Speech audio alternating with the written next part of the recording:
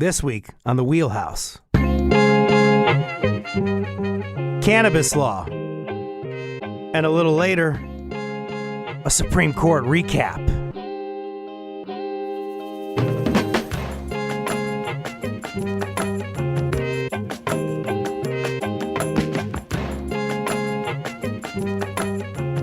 For Connecticut Public, I'm Frankie Graziano. This is The Wheelhouse, the show that connects politics to the people. We got your weekly dose of politics in Connecticut and beyond right here. Well, it's official. Adults in Connecticut can now grow cannabis at home. If you're 21 or older, you can legally grow up to 12 plants per household, as long as you're growing them indoors and away from the public view. For years, cannabis has been a budding industry in Connecticut and across the U.S. The push to legalize and expand the cannabis market has swept the country. About half of all Americans actually live in a state where it's legal to possess and purchase cannabis if you're 21 years old. Today, we'll get into the weeds on cannabis in Connecticut and the laws and why there's been so much inaction at the federal level. That's going to be a very important conversation. Here with me are three great guests. I've got two on Zoom, and I got one in studio to my left. I got Jordan Fenster, reporter at Hearst Connecticut Media Group and CT Insider. Good morning, Jordan. Good morning. On Zoom, Jay Wexler, law professor at Boston University and author of the book Weed Rules, Blazing the Way to a Just and Joyous Marijuana Policy. Good morning, Jay. Good morning. Tahira Rematula, co-founder of the CBD company Commons and investment firm Highlands Venture Partners and co-author of Waiting to Inhale, Cannabis Legalization and the Fight for Racial Justice. Good morning, Tahira. Good morning. Good morning, and thank you, Jay and Tahira, for putting some nice puns in your book titles as well, because I just want to do that on the air as well, so I could just, kind of lighten the mood. It's impossible not to. Yeah, you always get nervous. There's a stigma that everybody thinks that somebody's going to be in here. Maybe the police are going to be here or something like that. We're going to have a good time. But, folks, if you want to call in, you want to rap with us here today, call 888-720-WNPR. That's 888-720-9677. And Tahira, you get the first question. Before we talk about the specifics of cannabis laws, I want to know, what are American attitudes toward cannabis today? That's why we kind of lighten the mood a little bit, because we need to know about those attitudes, especially compared with other so-called vices, or not necessarily vices, but other things that people do, like smoke cigarettes or alcohol. How do we look at marijuana today? Well, I think overwhelmingly people love it.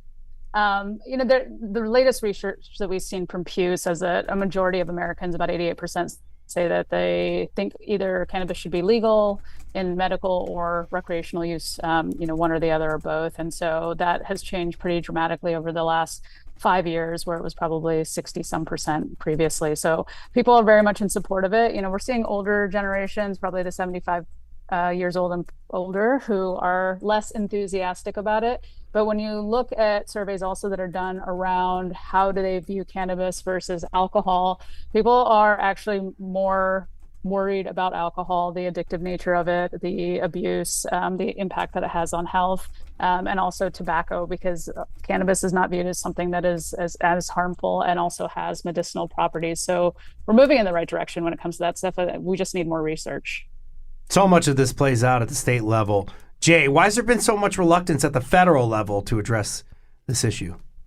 It's a great question, and I'm not sure I have the right answer by any means. I think we don't want to discount the general dysfunction of the Congress, right? I think Congress isn't really able to do much of anything, so it's kind of not surprising it can't really address this issue very well.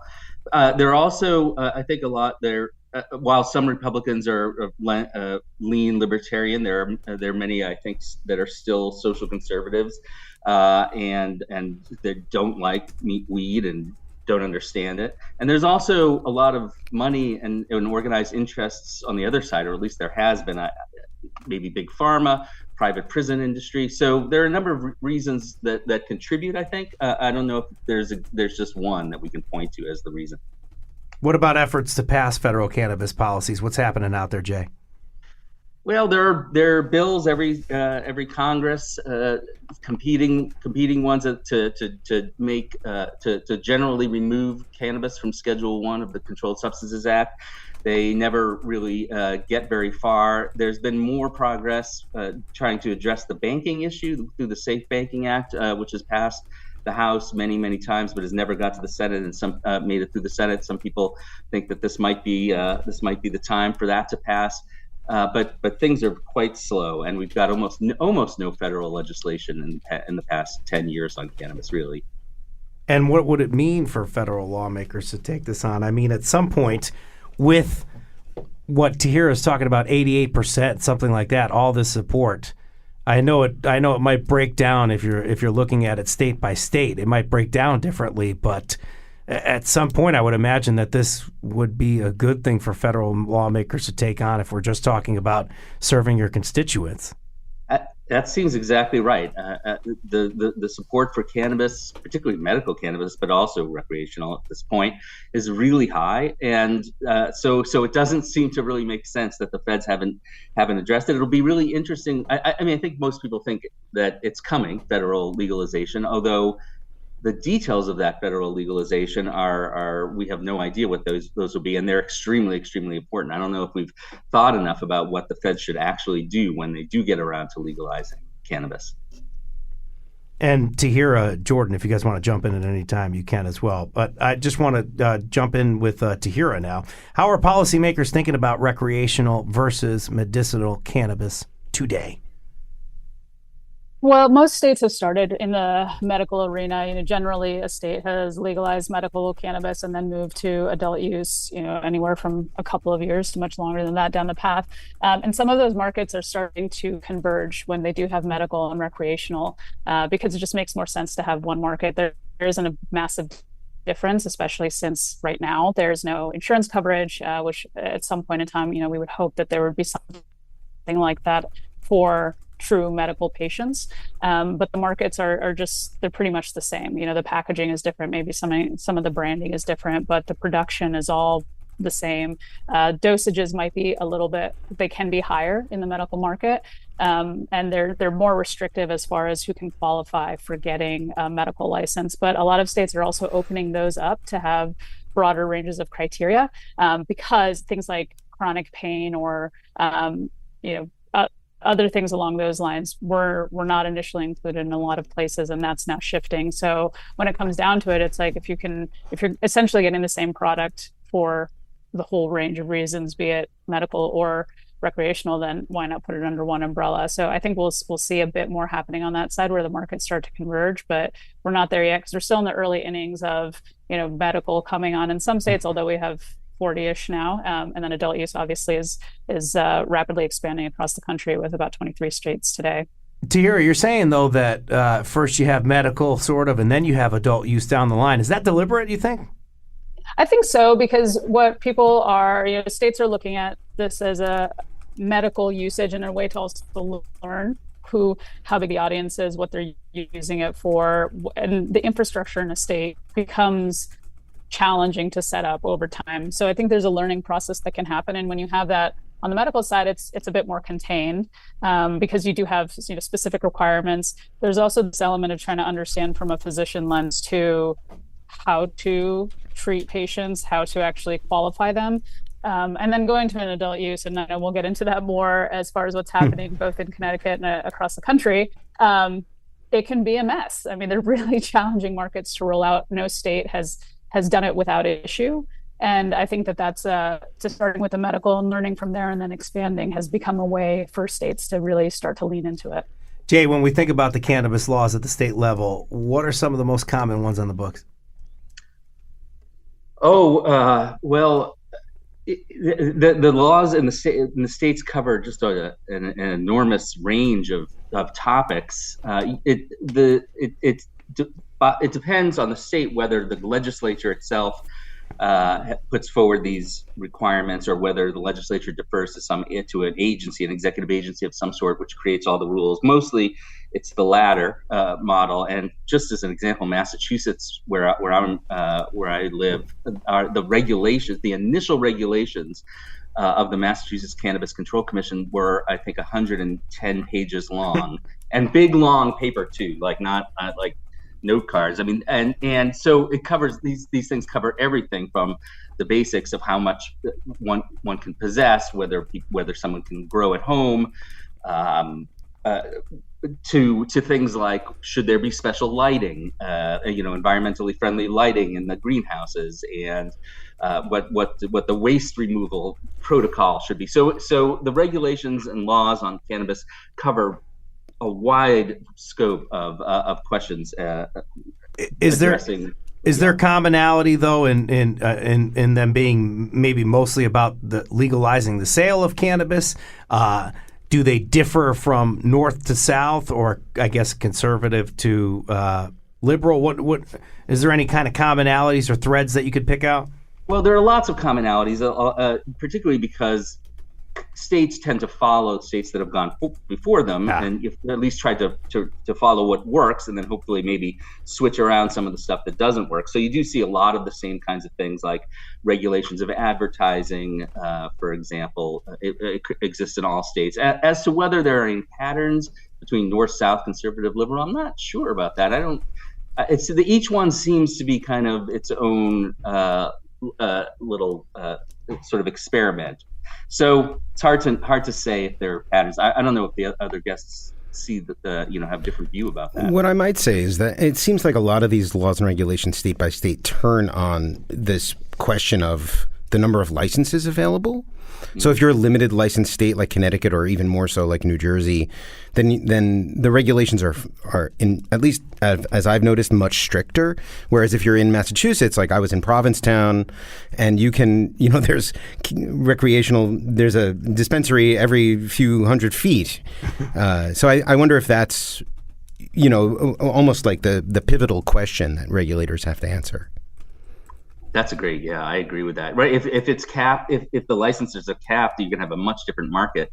I think the caps are sometimes intended to make sure that there isn't a glut of cannabis that for example, we've seen in Oregon. But I'm not sure about whether license caps are such a great idea. They get the government sort of involved in deciding what the market's going to look like. Could be hard to predict what the result is going to be. Also, and then on the other side of that, you also have Oklahoma, which did not have a cap, and there is a dispensary every block, maybe two on a block, and so it's this kind of battle between how many should you have versus how too few should you have, and like how much does that encourage the illegal market to proliferate versus actually shutting it down. Oklahoma's fascinating, right? Yeah. I was so surprised to hear when I first heard that Oklahoma was like where everybody wants to start selling weed. Who knew? I just gotta, before we jump into another question, I just gotta really quickly go to Tahira to give me a quick report on you're talking about the concern that the illegal market can proliferate. Has that happened in New York City? Oh, it sure has. The illegal market is going strong here, and I don't think it ever really went away. And, we're seeing that in places like California, too, where the rollout of the market was promising initially on the adult use side, but because taxes have been so high, because other regulatory elements have been so challenging, people are going back to the illicit market. And you're seeing that in New York, too. The legal adult use market has been slow to roll out here. It's been legalized 2 years ago, but we only have a dozen dispensaries in the entire state. And in that policy also, which was a positive at the time, was the focus on decriminalization and not enforcing, not arresting people for possessing cannabis anymore. But then the challenge that came from that is that everybody now sells cannabis everywhere, and there's no enforcement. And so there are illegal stores everywhere, delivery services, all these illegal businesses that are thriving because they're competing with a handful of legal stores that are also priced much higher because of the taxes. And so it's this strange push and pull, which I don't know anybody could have necessarily predicted in doing something positive like decriminalization, but the impact that it's had on the illicit market is pretty overwhelming. And we'll see how long it takes to actually stamp that out. But the point of having all these pages of regulations and things like that is to regulate the market so that there isn't any of this illegal business, right, Jay? Well, that's the hope, is that eventually you'll have the regulated market will dominate, and people will want to use the regulated market because they know better what they're getting. There are label and warning requirements and testing requirements that hopefully are being followed, so people know that what they're getting is safe. That's the idea. So, but the illicit market has been around for so long, and there's so many people involved in it. That the policy has to figure out what to do about legacy operators and whether to make it easy for them to transition into the legal market. Because otherwise, if the legal market is going to be so much more expensive, why would somebody transition into the legal market if there's no enforcement? I absolutely agree. I'm always shocked when I hear people express surprise that the legacy market continues and is thriving. I remember buying dime bags in bodegas in East New York in 1994. It's not like this. That's the legacy market was the market until a year ago in Connecticut. Well, and we look at New York too and other illegal markets, the quality of the illegal market is matching that of the legal market. And by that, I mean, their packaging is different, their branding, like you have illegal market brands now. And for the consumer who doesn't know as much about policy or which is a legal store and which is not, they don't know the difference. They don't know that they're not tested. They don't know all of that information. And so that's a challenge, as well as when the illegal market has now risen to a higher quality. How do you inform consumers that there is a big difference between these? What campaigns can you do? And I think New York is trying to do that, focus on like legal versus illegal, but it's a challenge to do for so many people. We're taking questions on cannabis laws in Connecticut. Maybe you're celebrating the fact that really the way that people look at cannabis has changed, or maybe you're celebrating the fact that you could grow in your own home now in Connecticut as of July 1st. Give us a call, 888-720-9677, 888-720-9677. Speaking of Connecticut and Jordan Fenster, in 2021, Connecticut passes legislation legalizing cannabis, and as of January this year, it's now officially legal to buy it, right, for adult use. How did this all play out?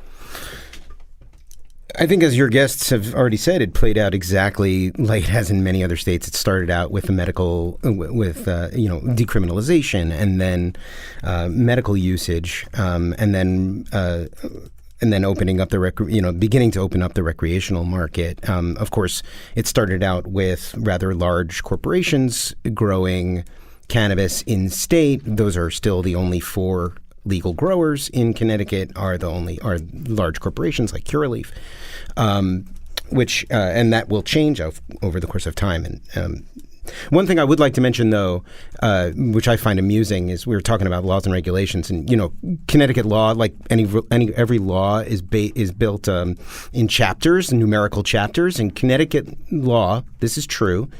The law that governs Connecticut cannabis is Chapter 420. For real.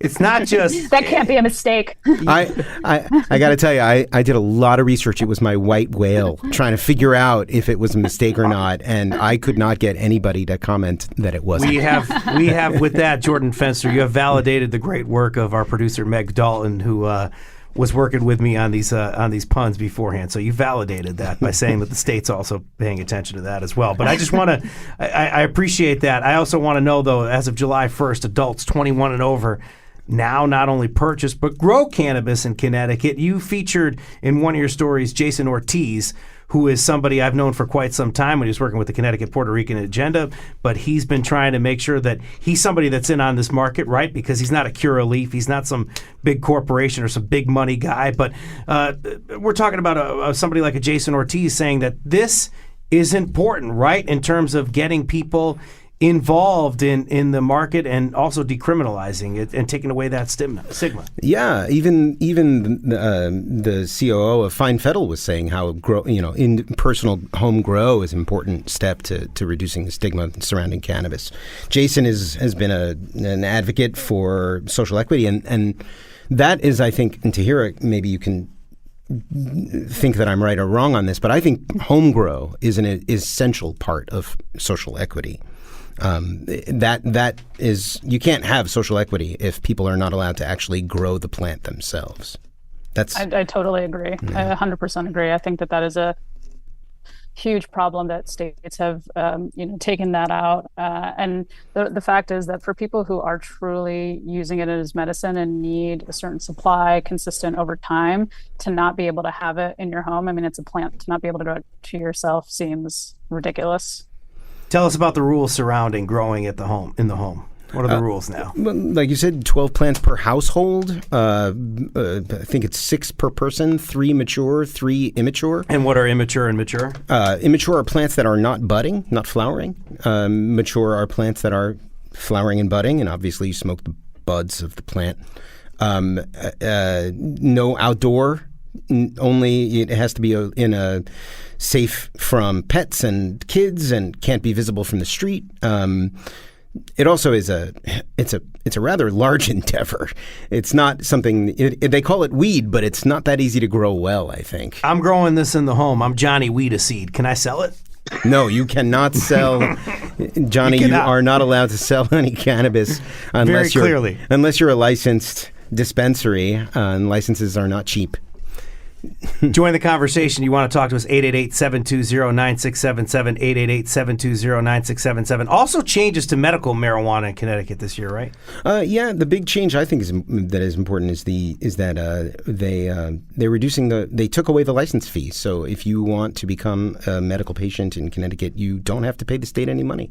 You'll have to pay the doctor to give you the license to prescribe the medication, but you won't have to pay the state anything. And similar to if you're in a nursing home or long-term care or something like that, you get an odd advocate. Here, there's a cannabis ombudsman, right? Yeah, there's a pun for you, right? Damn.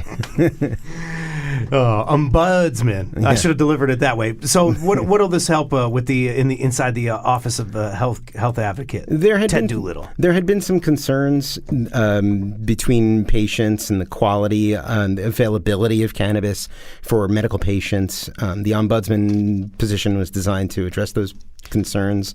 I think that's valuable. In that, patients do swear by their cannabis, and so if they are having difficulty obtaining it after years of being prescribed it, I think that's a problem. And so those are the problems that the ombudsman are intended to solve. Before we go to break, I just want to, given what Jordan just walked us through, Jay, what stands out about Connecticut's cannabis laws compared to other states, now that you've heard Jordan kind of walk us through some things here? Yeah, there are a few things about Connecticut that seem interesting and unique. 2 good things, I think, are a restriction on the authority of police to search individuals and vehicles, for example, simply on the basis of the odor of cannabis, which right. So if cannabis is legal, why should the odor of cannabis serve as probable cause for an officer to search something?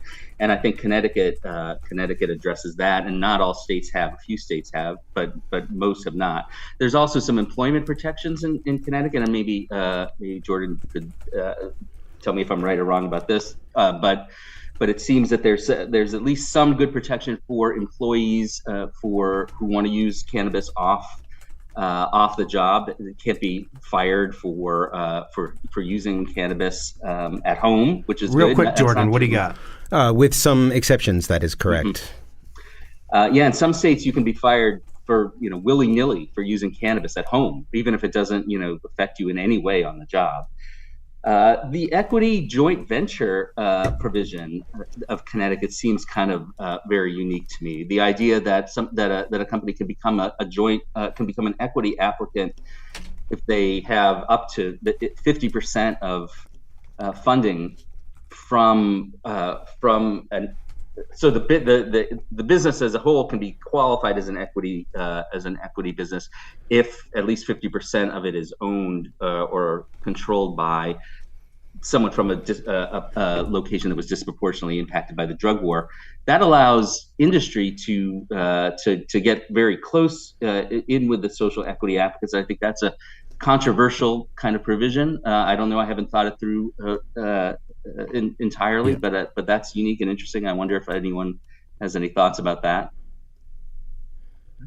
I think it's a little controversial in just that, by saying 50%, it's not a controlling interest. And there are large multi-state operators who are then able to participate, get licensed in a different way, and own 50% of that license. So it's, to try to give the smaller, impacted groups a chance, but still it's letting the larger operators in, and essentially there are thoughts that it can be predatory. No, right, and if you're a consumer and you wanna make sure to purchase your cannabis from a true equity business, you go and you're basically giving half your money to a multi-state operator every time you go to one of the equity joint ventures, and that's I don't think that's the we're up against the break here. So what we're going to do is we're going to continue this equity conversation later. That's going to be a very big key of our next segment. No need to pull your lighters out on the wheelhouse here. We're still cheering, still moving along here, and we're going to go to a break. 888-720-WNPR, 888-720-9677 if you want to get in on this great conversation.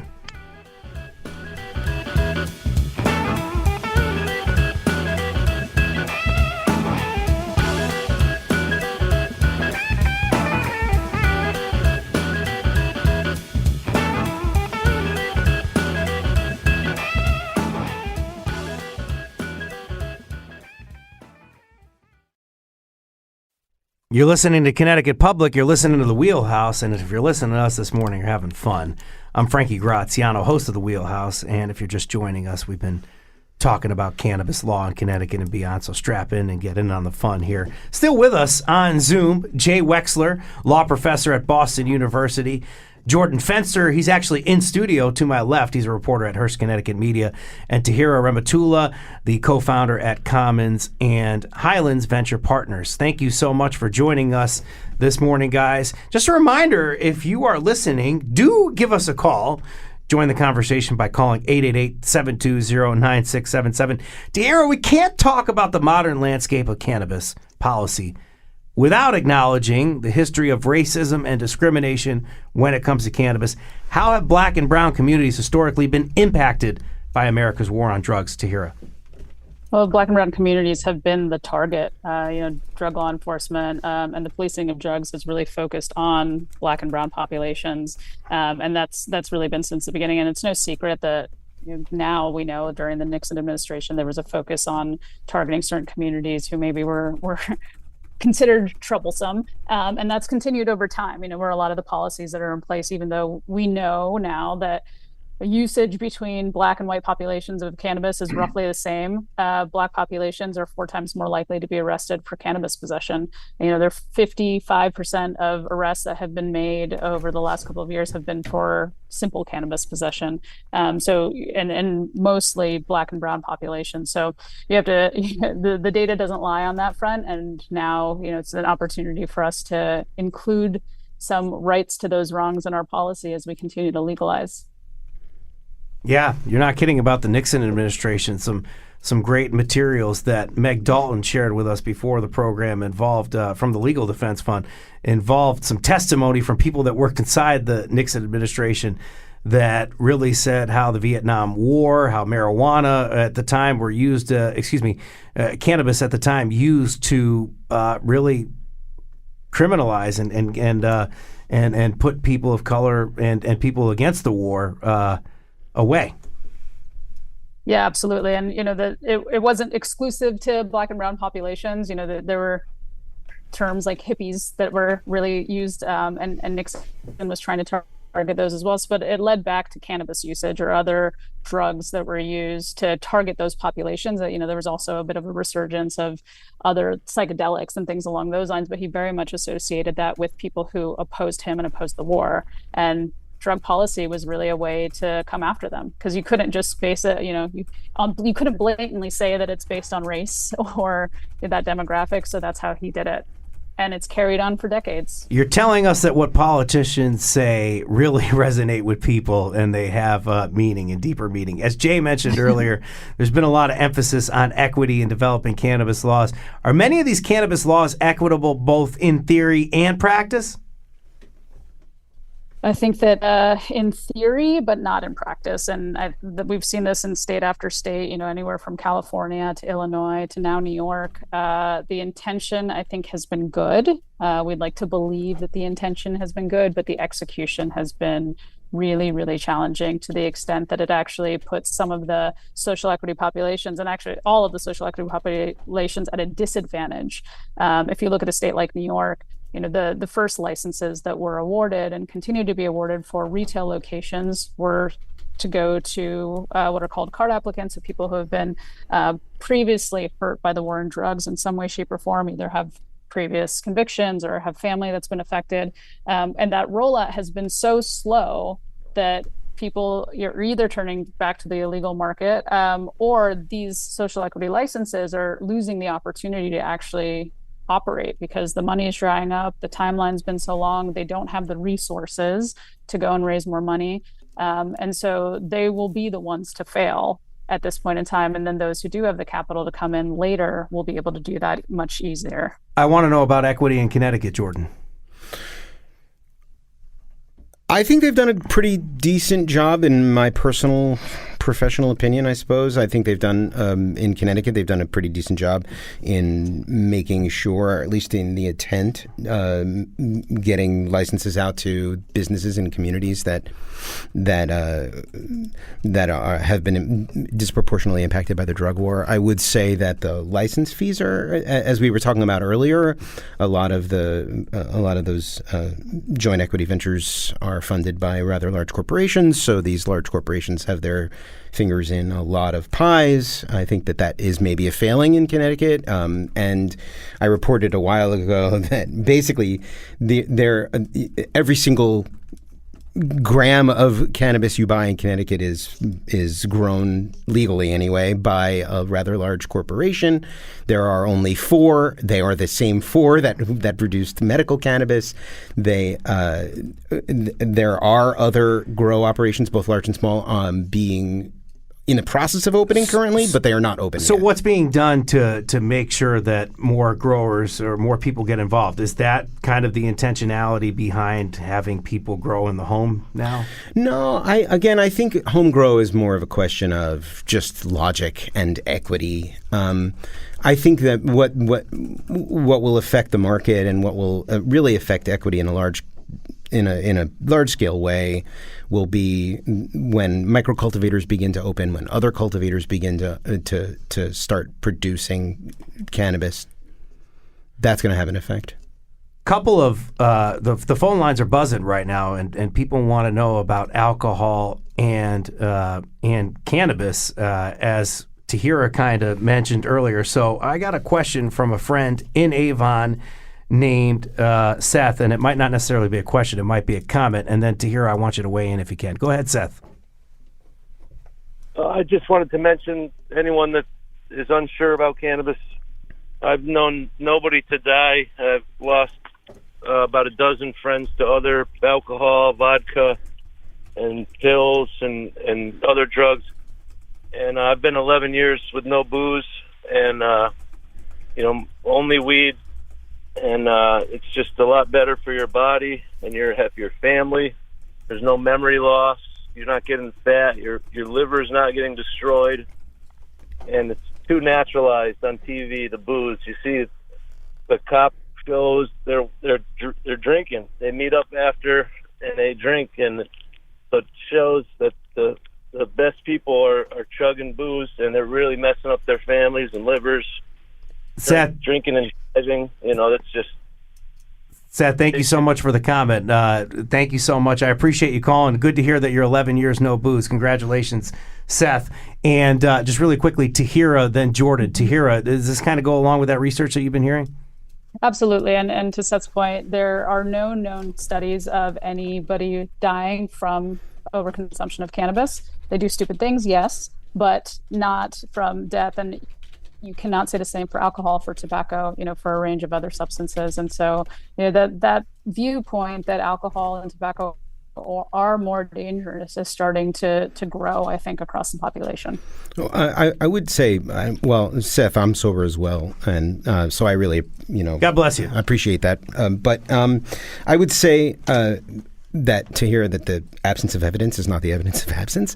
There has not been a lot of great studies done, period, because of the prohibition against cannabis, because it was impossible for researchers to do that research. So I don't know that can we definitively say that it has no detrimental effect on the human body? I don't know that.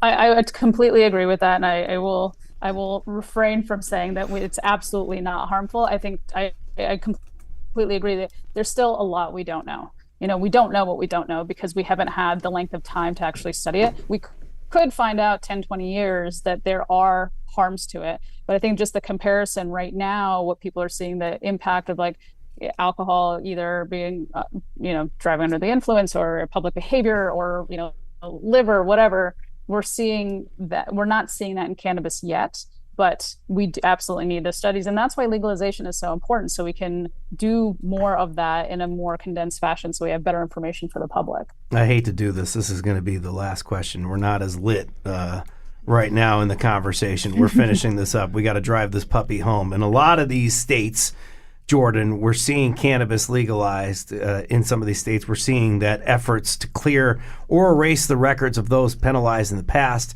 Where does it stand in Connecticut? Just about 30 seconds left here. 30 seconds. There was supposedly 40,000 people who were going to have their cannabis records expunged. The House passed a measure this past legislature saying that there were still some prosecutions proceeding, and the House's measure would have halted that. It did not make it past the Senate, and no known reason why. Did they fix the system to try to get more records expunged? Because there was only about, like you said, 40,000. I think that they were working on that. I don't know the status of the system there. Gotcha. Yeah. So stay tuned to the Wheelhouse and future episodes. We'll button that up. But this conversation has to end, and I'm so mad. It was a great conversation. Tahira Rematula, thank you so much for joining us this morning. Thank you. Jay Wexler, thank you for coming on. I appreciate it. Law professor, thank you so much. Thanks very much. And Jordan Fenster, a reporter at Connecticut Insider. Thank you for coming all the way up here to Hartford. My pleasure. Thanks, Frankie.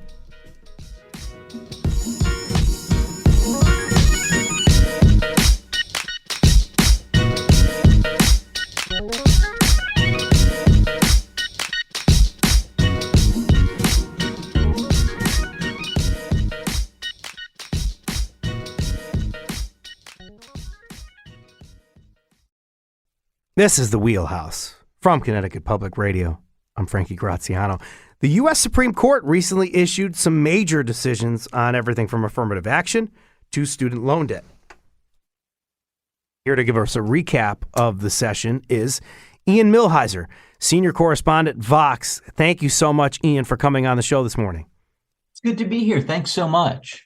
Yes, it's going to be a great conversation. If folks want to join it, 888-720-9677, 888-720-9677. Before we get into the specific cases, can you give us some thoughts overall on the session and what you think it tells us about where the court is headed, Ian? Sure. So I think the court had somewhat of a split personality this term.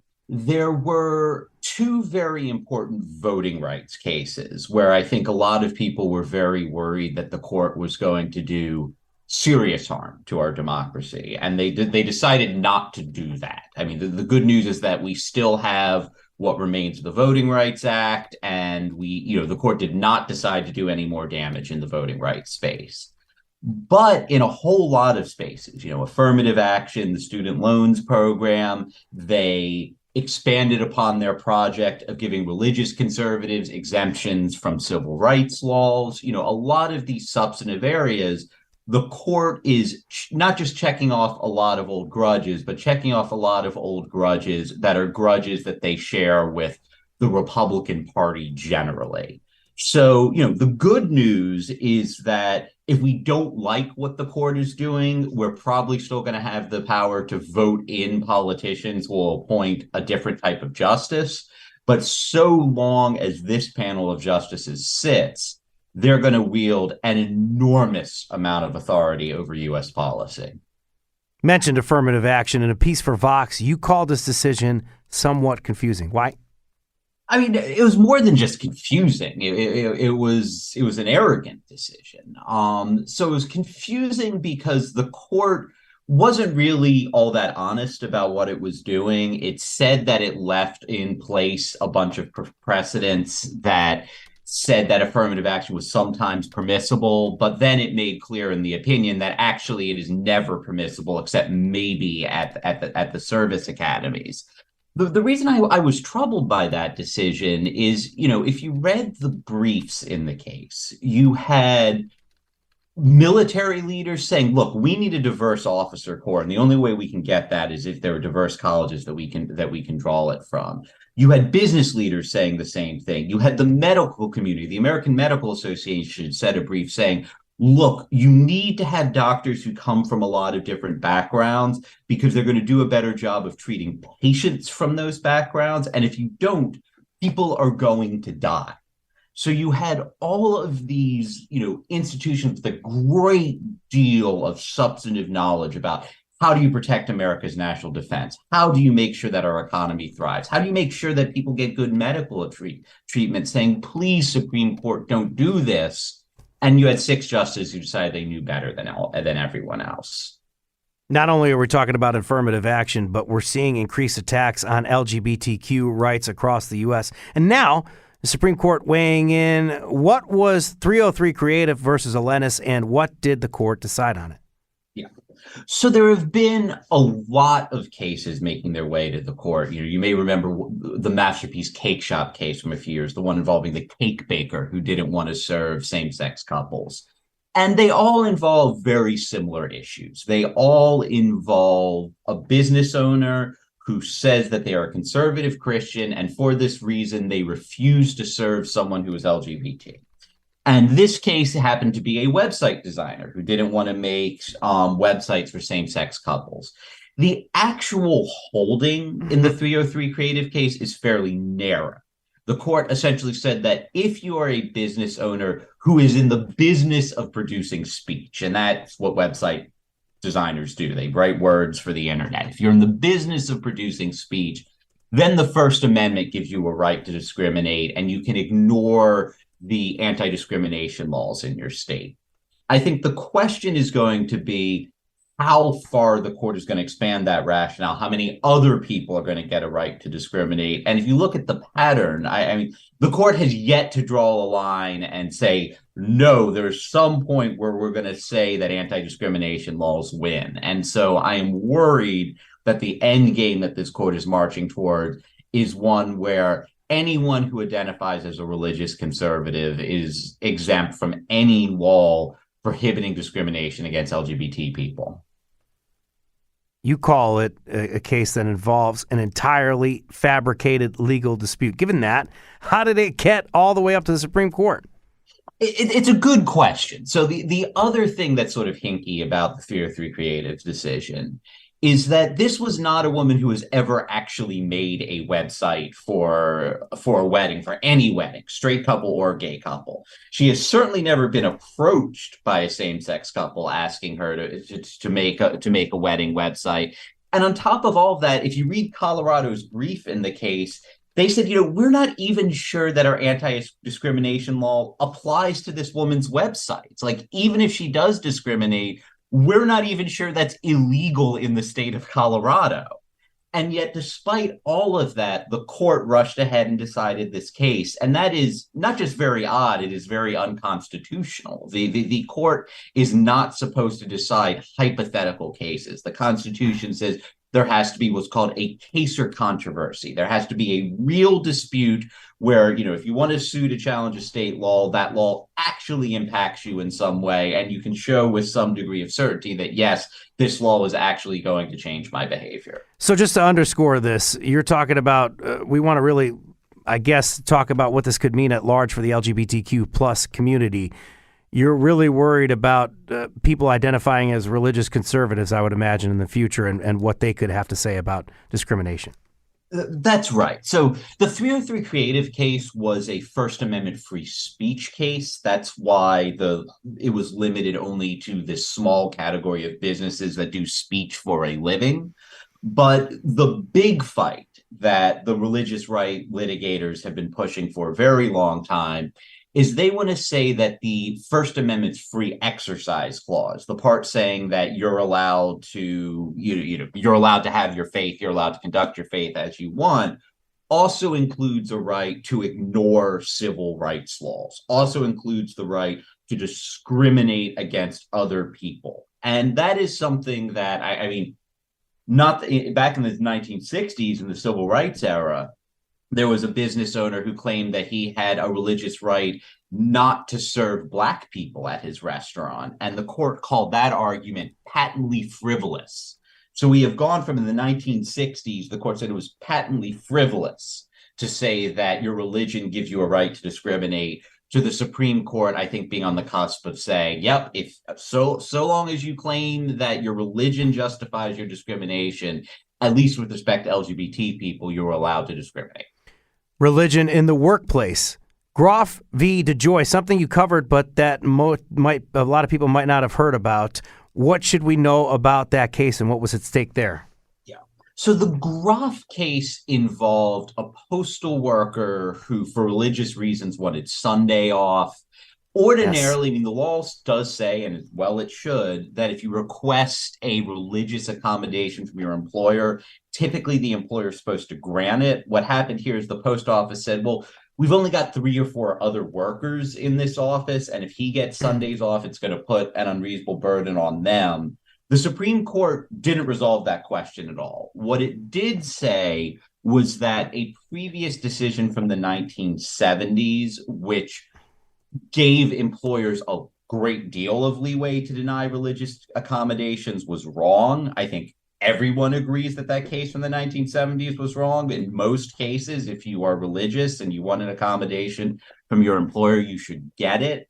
I think the question that a lot of people are worried about, certainly the question that I am worried about, given what happened in the 303 Creative case, is whether this Groff case is going to lead to employers having to give essentially religious accommodations to bigots. You know, someone refuses to work with a gay coworker, and they claim that they should have a religious accommodation saying they don't have to work with this person. So I think it could potentially have a lot of downstream effects, but none of those have happened yet. And I think the actual decision in Groff that, you know, it can't be too easy for employers to weasel out of their obligation to give religious accommodations was correct. Ian, just less than a minute left.